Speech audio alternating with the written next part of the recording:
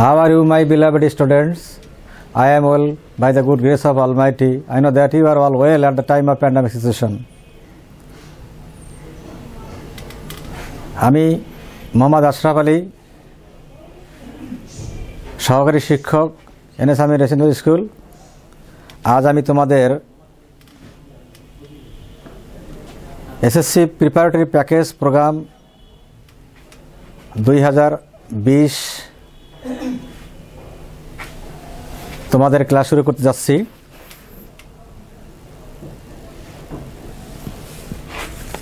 সে বিষয়টা হলো ইংরেজি প্রথম পত্র। প্রতি বছরের ন্যায় আমরা SSC preparatory package programme class নিয়ে থাকি যেভাবে, তদ্রূপ এবারও আমরা সেই ক্লাস নিতে যাচ্ছি, কিন্তু একটু ব্যতিক্রম। এটা হলো অনলাইন বেসড ক্লাস। আর পূর্ববর্তী যে ক্লাস নিয়েছি গত বছরে বা তার পূর্বের বছরে, সেই ক্লাসগুলো হয়তো সরাসরি নিয়েছিলাম। এর কারণ হলো তোমরা সেটা জানো, করোনা ভাইরাস। প্রিয় শিক্ষার্থী, তোমরা হয়তো জানো যে আমরা এবারে এসএসসি পরীক্ষার্থী হিসাবে যে এখানে অ্যাপিয়ার করেছি, সেই নিমিত্তার্থে আমরা প্রতি বছরের ন্যায় এই বছরে একটা করে এসএসসি প্রিপারেটরি প্যাকেজ প্রোগ্রামের শিট পেয়েছি। তারই নিমিত্তার্থে আমরা আজ অনলাইন বেসড ক্লাস এর ভিত্তিতে তোমাদের সম্মুখে যথাসাধ্য প্রোগ্রাম ভিত্তিক ক্লাস শুরু করতে যাচ্ছি। আজকের বিষয় হলো seen passages topic can you live alone, unit 1 lesson 1B page 2। তোমরা তোমাদের সাহিত্য বই লক্ষ্য করতে পারো যে যেখানেই আসো। আর এই মুহূর্তে তোমাদের মনোযোগ একান্তভাবে কাম্য। প্রিয় শিক্ষার্থী, বোর্ডের দিকে লক্ষ্য করো। আমরা যে সাহিত্যের সিন পাসেসগুলো অধ্যয়ন করেছি, এ সম্পর্কে আমাদের অনেক জানা রয়েছে। এই সিন পাসেস 1, সিন পাসেস 2 এবং আনসিন নিয়ে আমি হয়তোবা আজ আলোচনা করব, সংক্ষিপ্ত হলেও তোমরা সেদিকে মনোনিবেশ করবে। প্রিয় শিক্ষার্থী, আমাদের সিন পাসেস 1-এ 1 নম্বর এবং 2 নম্বর প্রশ্ন থাকে। 1 নং সিন পাসেস থেকে আমাদের প্রশ্ন পরিস্থিতি হলো যে আমাদের টপিকস দেওয়া থাকে। 1 নম্বরে সে প্রশ্নের টপিকস হলো choose the best answer from the alternatives. এর থেকে আমাদের ধারণা নিতে হবে যে সঠিক উত্তরটি আমাদের বেছে নিতে হবে। একে সংক্ষিপ্ত আকারে বলা হয় MCQ, মাল্টিপল চয়েস কোশ্চেন। প্রিয় শিক্ষার্থী, তোমরা যে ক্যান ইউ লিভ অ্যালোন যে পাসেজটি পড়েছো, এর তত্ত্ব হলো যে একজন ব্যক্তি বা ইয়ং ম্যান সে একাকী থাকতে পারেনি। গ্রামের যে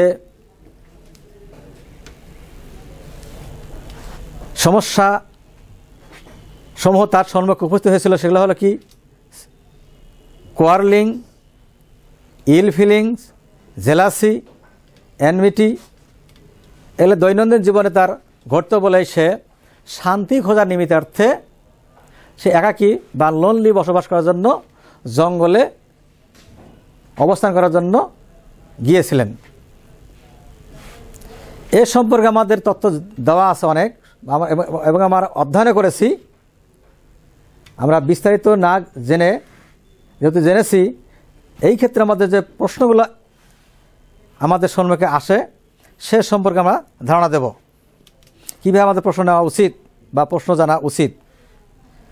প্রিয় শিক্ষার্থী, বোর্ডের দিকে লক্ষ্য করো যে choose the best answer from the alternatives. এর মধ্যে 1 নম্বরে দেখো একটা প্রশ্ন যে which of the following words describes which of the following words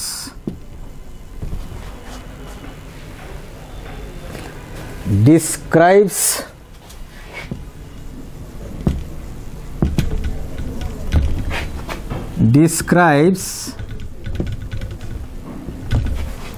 man's ill feeling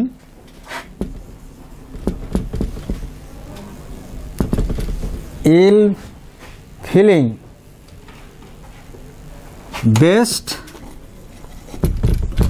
প্রিয় শিক্ষার্থী দেখো বোর্ডে which of the following words describes man's ill feeling best. এখানে প্রদত্ত যে প্রশ্নটা দেওয়া আছে এখানে, এই যে মানুষের যে ইল ফিলিং বা বিদ্বেষ কোন শব্দের মাধ্যমে আমরা বেশি প্রকাশ পাই। এখানে 4টা শব্দ দেওয়া আছে, সেটা হলো কি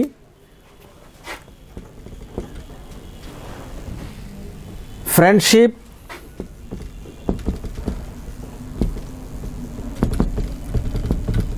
দুই নম্বর লাভ, 3 নম্বর এনমিটি,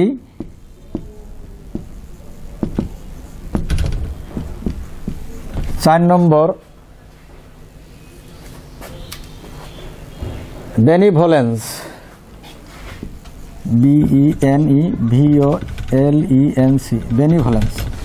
প্রিয় শিক্ষার্থী দেখো এখানে আমরা এই যে ইল ফিলিংয়ের মাধ্যমে মানুষের যে ইল ফিলিং আছে বিদ্বেষ, এর মধ্যে কোনটা সবচেয়ে অ্যাপ্রোপ্রিয়েট হবে? ফ্রেন্ডশিপ, লাভ, এনমিটি, বেনিভোলেন্স। তাহলে দেখা যাচ্ছে কি এখানেই আমাদের এটা অ্যাপ্রোপ্রিয়েট হচ্ছে। আমরা নিকটবর্তী শব্দগুলোই এখানে ইন্ডিকেশন করতে পারি। তারপরে বি নম্বর দেখো where did the young man go to live alone. Where did the young man go to live alone, go to live alone। এখানে দেওয়া আছে যে where did the young man go to live alone, সেই যুবক লোকটি কোথায় বাস করতে গিয়েছিলেন একাকী। এখানে আমাদের 1 নম্বর প্রশ্ন হলো in a town, 2 number in a village,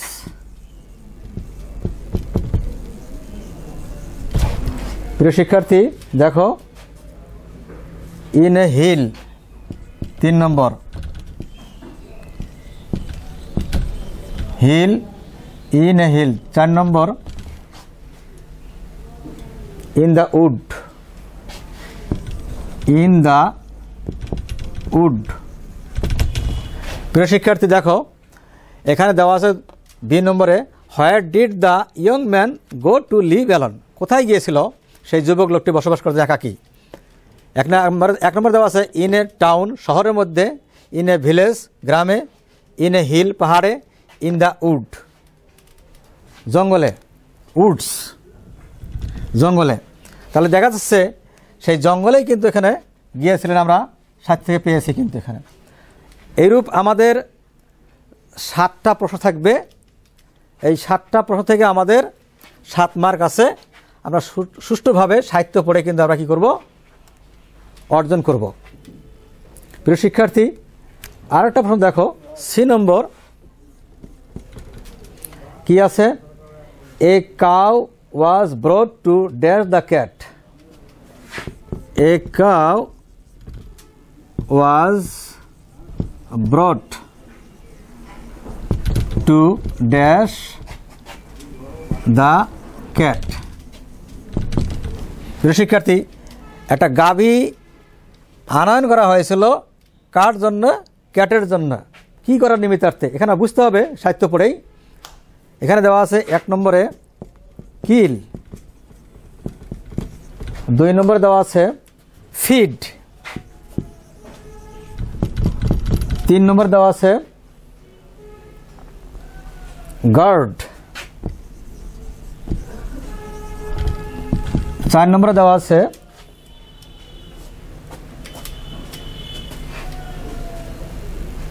take care of.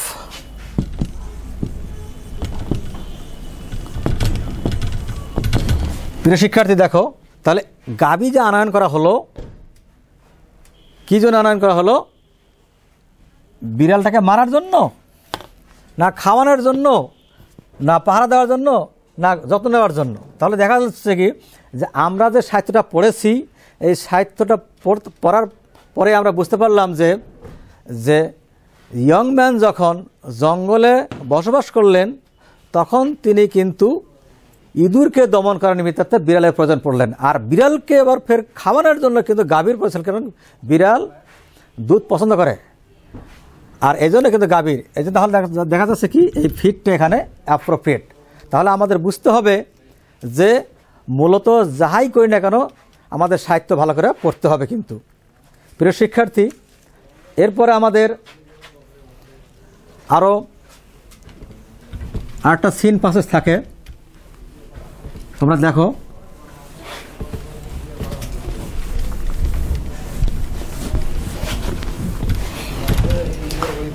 যেমন আমাদের সিন প্যাসেজের মধ্যে আমরা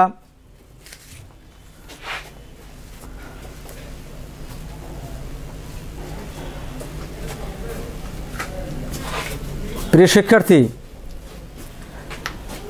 সিন প্যাসেজের মধ্যে আমরা যে প্যাসেজগুলো আমরা পাই সংক্ষিপ্ত আকারে 2 নম্বর প্রশ্নে, এখান থেকে কিন্তু আমাদের সংক্ষিপ্ত আকারে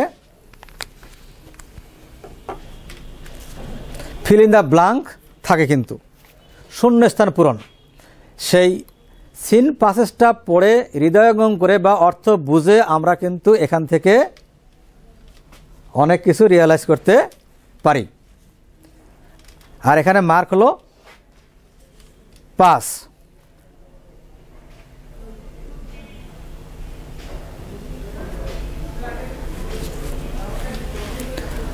প্রিয় শিক্ষার্থী,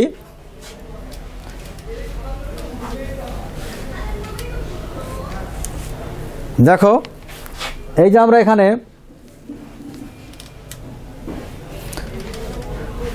সিন প্যাসেজ আমরা এখান দিলাম, ক্যান ইউ লিভ অ্যালোন। এখান থেকে আমরা প্রশ্ন করতে পারবো। এখান থেকে কয়টি প্রশ্ন?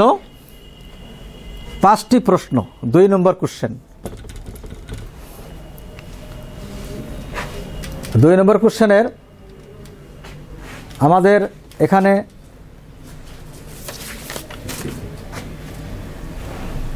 পাঁচটি কোশ্চেন দেওয়া থাকবে, 5 দুগুণ 10 মার্ক কনসিস্ট করা আছে। আমরা এই প্রশ্নগুলো কীভাবে উত্তর করতে পারবো? সাহিত্য ভালো করে পড়েই কিন্তু সঠিক উত্তর করতে পারবো। Without reading the literature perfectly we can't and achieve the good result in our final exam. সঠিকভাবে না পড়লে কিন্তু আমরা ভালো উত্তর করতে পারবো না। প্রিয় শিক্ষার্থী, দেখো এখানে আমরা প্রশ্ন করতে পারি, কি সেটা? যে why should we live in a society question number 1 দেখো, why should we live in the society? আমরা সমাজে কেন অবস্থান করি বা বসবাস করি, বা in a society? Why should we live in a society, আমরা সমাজে কেন বাস করি? তাহলে আমাকে বুঝতে হবে যে we should live in a society. Answer দেখো, we should live in a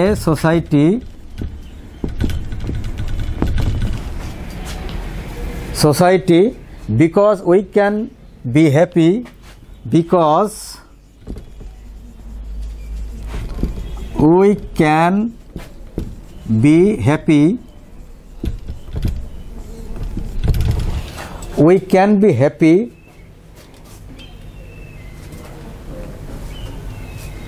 here, happy here by giving and keeping help and keeping help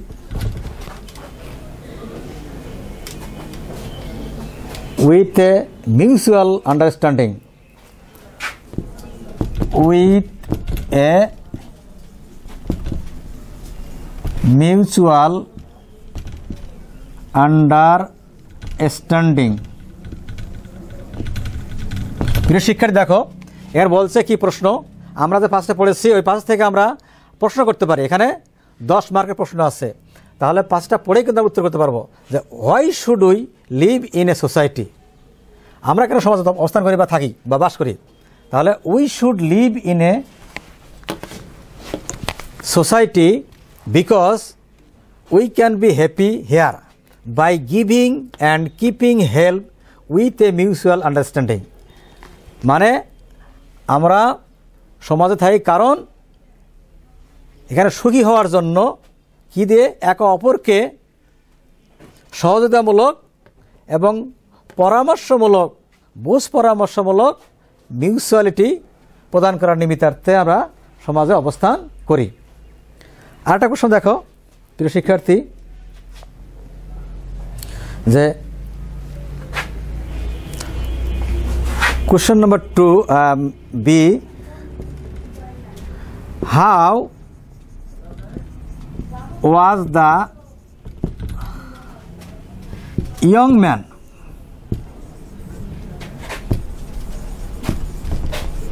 সেই আমরা যে পাশে পড়েছি যে ইয়ং ম্যান সম্পর্কে, সেই লোকটা কেমন ছিল। আসলে এখানে বুঝতে হবে যে কনক্লুশনে যে the young man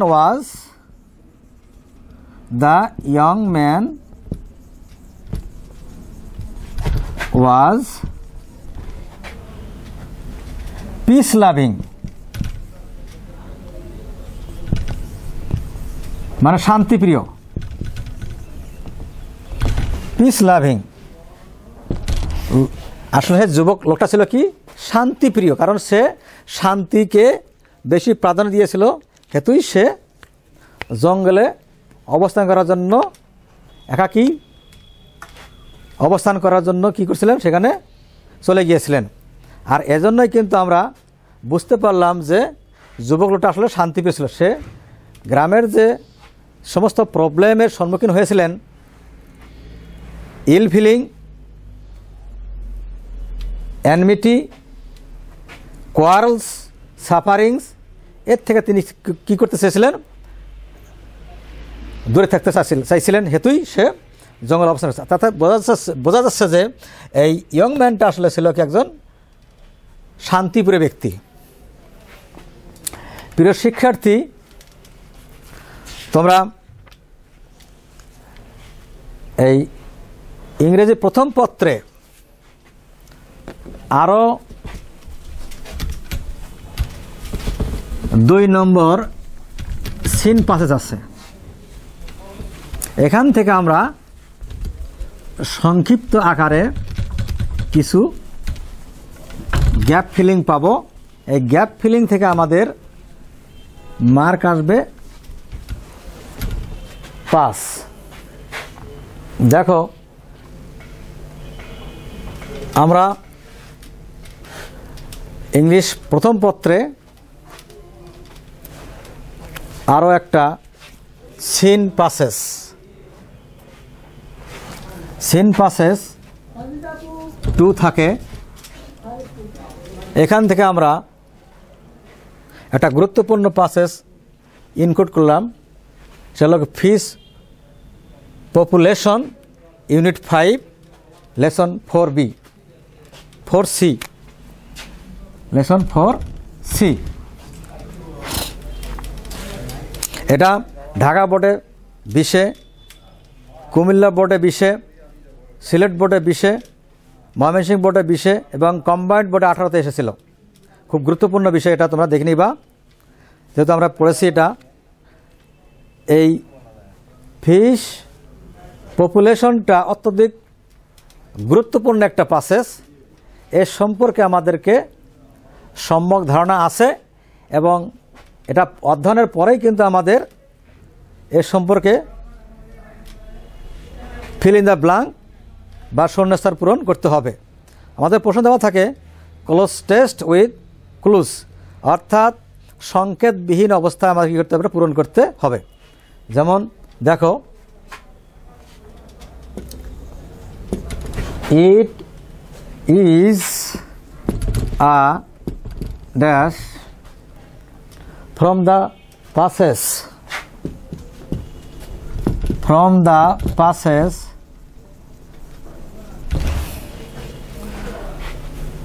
that global warming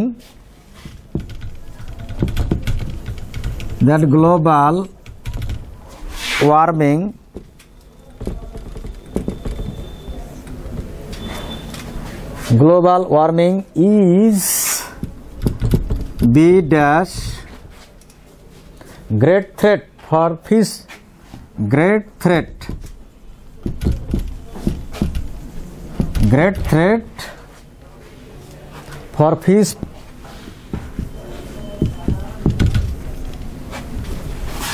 population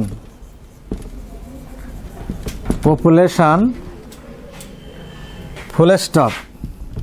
C dash global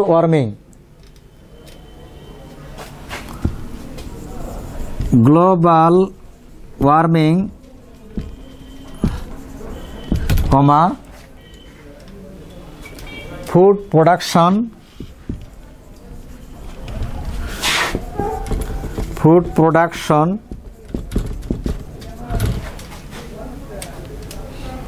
and oxygen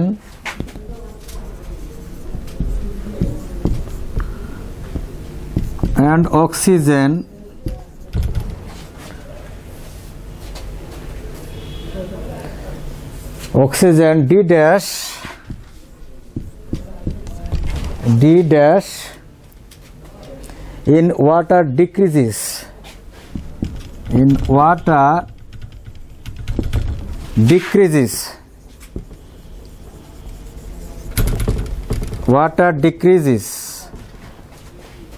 full stop.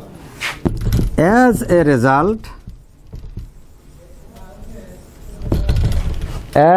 result, comma, some fish may be extinct.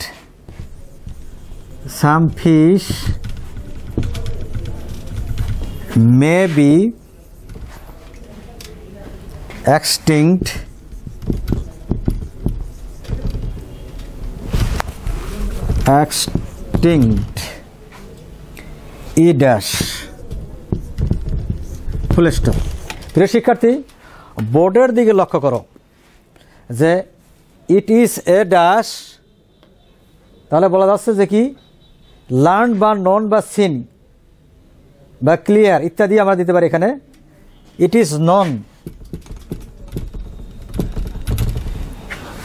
From the passage that global warming is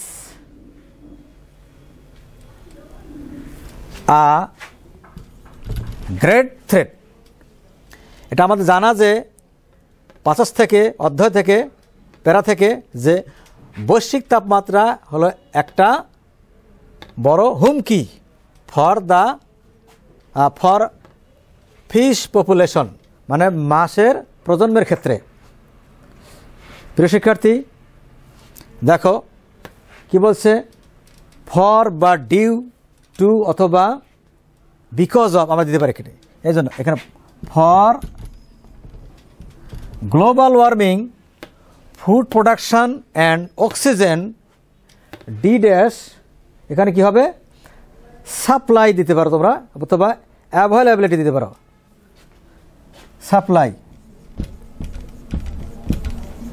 supply in water ডিক্রিজিস, অর্থাৎ কি করছে, এই global ওয়ার্মিংয়ের জন্য অর্থাৎ বৈশ্বিক তাপমাত্রার জন্য food production and oxygen supply in water, মানে পানিতে যে এটার সরবরাহ ডিক্রিজিস কমে যাচ্ছে আর কি। অ্যাজ এ রেজাল্ট ফলশ্রুতিতে সাম ফিশ মে বি এক্সটিংক্ট, মানে বিলুপ্ত হয়ে যায় কি ফর ইভার বা সুন, ফর ইভার অথবা সুন আমি দিতে পারি আর কি, ফর ইভার। প্রিয় শিক্ষার্থী আমরা দেখতে পারলাম যে এতক্ষণ যে আমরা সিন পাসেজ থেকে দুইটি পাসেজ আমরা বা আলোচনা করলাম,